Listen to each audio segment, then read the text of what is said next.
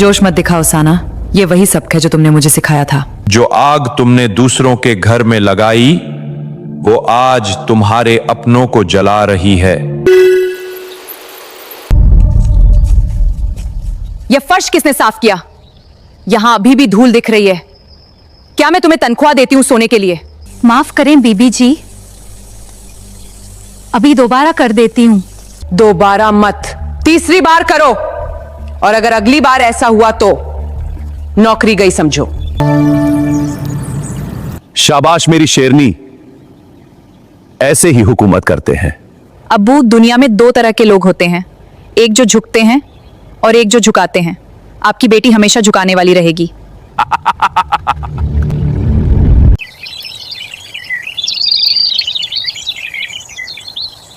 बच्चों, याद रखो, असली दौलत वो नहीं जो जेब में हो, असली दौलत वो है जो किरदार में हो। या रब, मेरे कबीर को सलामत रख, उसकी नेकी और शराफत को कायम रख। अम्मी, आज फिर मेरी पसंद का खाना बना है। बेटा, तू मेरा जिगर है, तेरे लिए तो मैं हर रोज पकाऊंगी। कबीर, आज दानिश सेठ आए थे, कह रहे थे अपनी बेटी के लिए तुम्हें पसंद किया है। अब्बू, वो लोग हमसे बहुत बड़े हैं, क्या ये रिश्ता सही रहेगा? रिश्ता अमीरी गरीबी से नहीं, नीयत से होता है। हम एक बार मिलेंगे।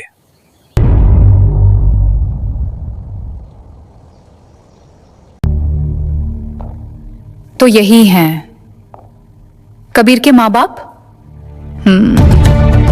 बेटी, माशाल्लाह, बहुत खूबसूरत हो। जी, थैंक्स।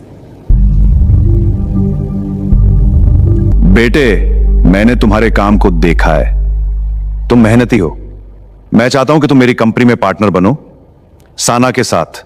सेठ साहब, ये बहुत बड़ी बात है, मुझे अपने अब्बू से बात करनी होगी।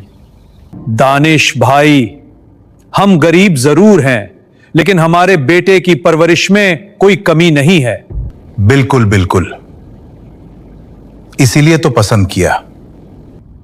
यार, इनके पास तो पुरानी जमाने की घड़ी है। कैसे लोग हैं?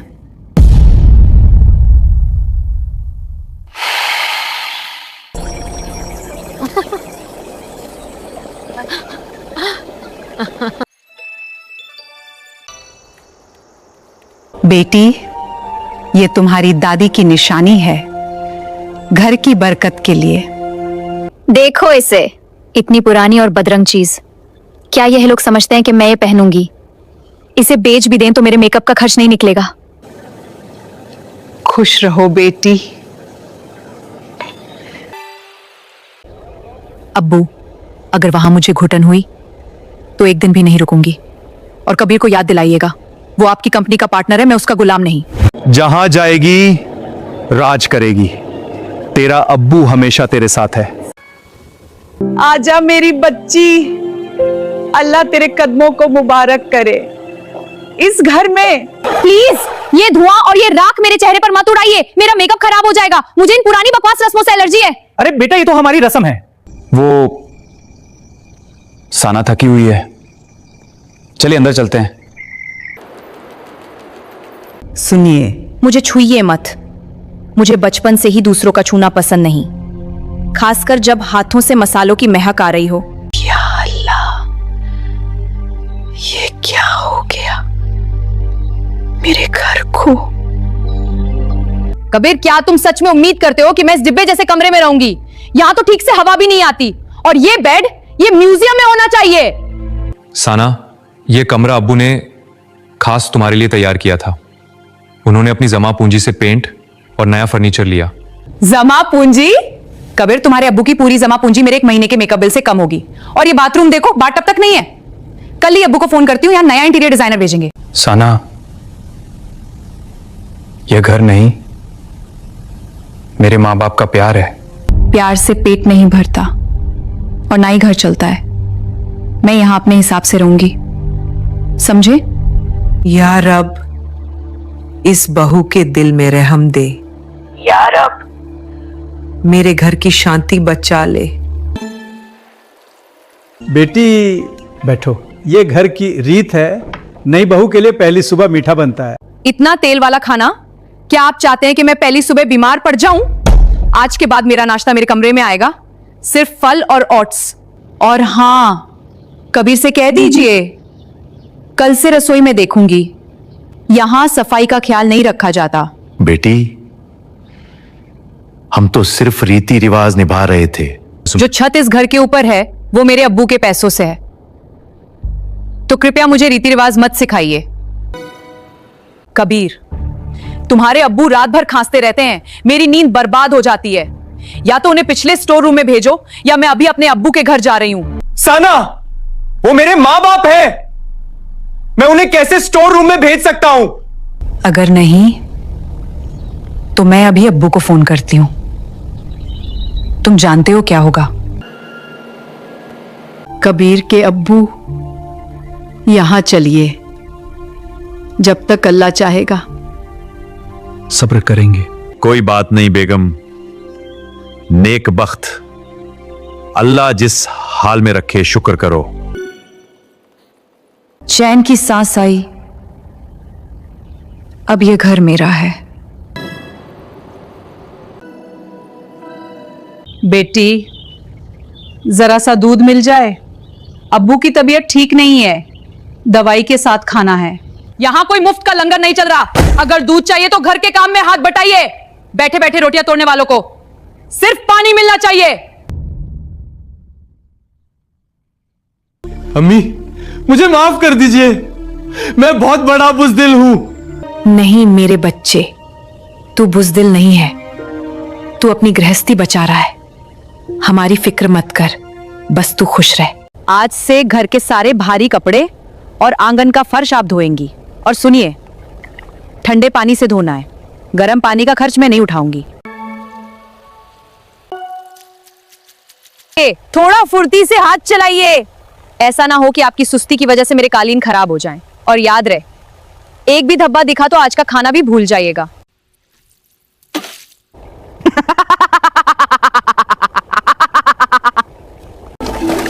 बेगम, ठीक हो? कहीं चोट तो नहीं लगी? नहीं, बस ठंड है। चलिए अंदर। हाँ चलो। साना, अब्बू की दवाई के पैसे चाहिए, उनकी बीमारी बढ़ गई है। कबीर, इन बुजुर्गों पर पैसे खर्च करना कुएं में फेंकने जैसा है। इन्हें दवाई की नहीं, अब सिर्फ दुआ की जरूरत है। मेरे पास ब्यूटी पार्लर के बिल भरने के लिए पैसे कम पड़ रहे हैं और तुम्हें इनके सिरप की पड़ी है। मेरे पैसों से खरीदी घड़ी बेच दी। ये घर मेरे अब्बू का है, सब कुछ मेरा है यहाँ। बेटा, रहने दे, मेरे लिए अपनी गृहस्थी मत उजाड़, मुझे अब मौत ही सुकून देगी। भाभी, आप कैसी हो? और सब मजे में है? क्या खाक मजे में साना? तुम्हारे अब्बू और अम्मी हर बात में रोक टोक करते हैं। कल ही अम्मी कह रही थी कि मैं इतनी देर से क्यों सोकर उठती हूँ। भाभी, आप अभी तक दबकर रह रही हैं। इन बुजुर्गों को जितना सिर चढ़ाओगी ये उतना ही नाचेंगे। मैंने तो अपनी सास को घर की कामवाली बना दिया है भाभी, और ससुर जी को स्टोर रूम में डाल दिया है। जब तक आप हाथ में हंटर नहीं लेंगी तब तक उस घर पर आपकी हुकूमत नहीं होगी। पर अदनान क्या कहेगा? और अब्बू के पास तो सारी प्रॉपर्टी है। अदनान भाई को अपनी मुट्ठी में कीजिए। अब्बू तो अपनी बहू के नखरों के आगे झुक ही जाएंगे। बस एक बार उन्हें उनकी औकात दिखा दीजिए, फिर देखिए कैसे कोने में दुबक जाते हैं। कबीर, जरा यहां आओ। जी, आ रहा हूं। देखो, इस पर दाग लग गया है, साफ कर दो। आज उसने सिर्फ सैंडल साफ नहीं करवाई, उसने मेरा आत्मसम्मान मिट्टी में रौंद दिया। काबिर, मुझे अब इन बूढ़ों का चेहरा इस घर में नहीं चाहिए। मैंने शहर के बाहर एक वृद्धाश्रम देख लिया है, शांति निवास। कल सुबह तुम इन्हें वहां छोड़ आओगे। साना, वो मेरे माँ बाप है, आखिर उनको वहां कैसे भेज सकता हूं?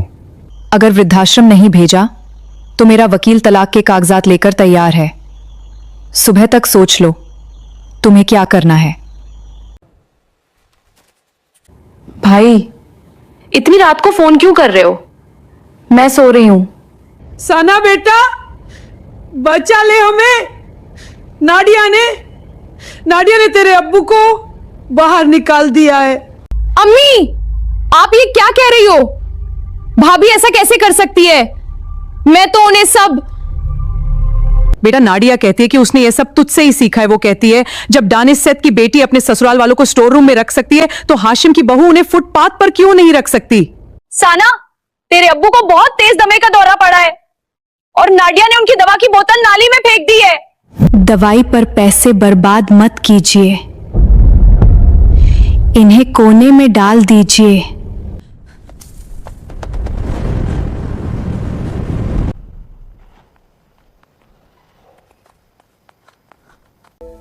अम्मी, आप ये क्या कर रही हैं?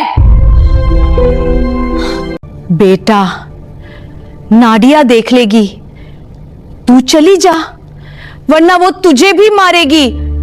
अब्बू कहां है? अब्बू, मैं आ गई। देखिए, मैं आ गई।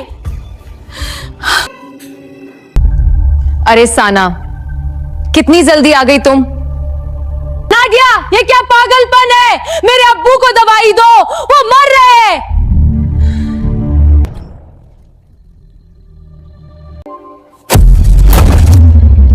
साना, तुम्हें याद है पिछले महीने तुमने मुझे वीडियो कॉल पर दिखाया था कि तुमने रमजान चाचा का इनहेलर कैसे कुचला था। तुमने कहा था बुढ़ापे में सांस लेने का इतना शौक क्यों है?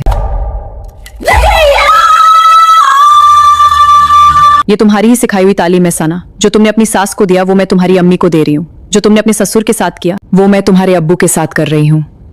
शुक्र करो कि मैंने अभी तक इन्हें शांति निवास नहीं भेजा, जैसी सलाह तुमने कबीर को दी थी। अब्बू, मुझे माफ कर दीजिए। अब्बू,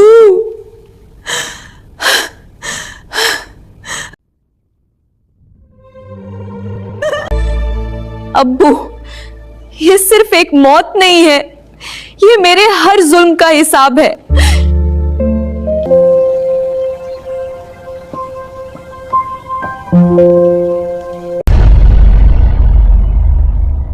चाचा चाची, मुझे माफ कर दीजिए, मैंने बहुत बड़ा गुनाह किया।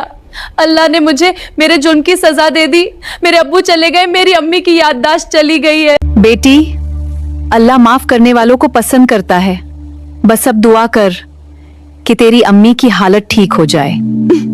मुझे मत मारो, मैं फर्श साफ कर दूंगी। मुझे मत मारो, मुझे मत मारो।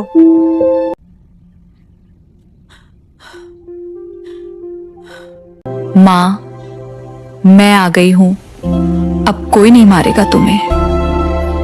मैं यहां हूं। कबीर के अब्बू, इस बच्ची ने तौबा की है। या रब, इस बच्ची को माफ कर और इस घर में दोबारा नूर भर दे।